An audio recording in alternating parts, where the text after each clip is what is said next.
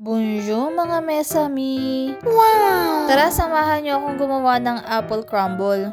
Una, balatan muna natin yung apple, tapos hiwa-hiwain lang natin ng ganyan mga mesami. Then, sa isang pan, ilagay na natin yung apple, ilagay na natin yung nutmeg, yung cinnamon.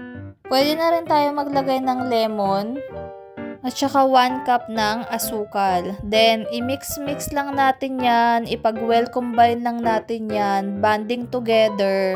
Tapos paunti-unti mga mesa, may mapapansin nyo, kumakatas-katas na siya. Huwag nyo siyang lalagyan ng tubig mga mesa, may hayaan nyo lang siyang kumatas. Ang ilalagay nyo lang dyan, slurry pang palapot, tas halu-haluin nyo lang siya. Tapos pwede nyo na siyang i-assemble sa isang bowl. Pwede nyo na rin i-toppings yung crumble na ginawa ninyo. Then, pwede nyo na siyang i-bake. Yun lang mga mesami. Au revoir. A bientôt. Bisu bisu. Love you.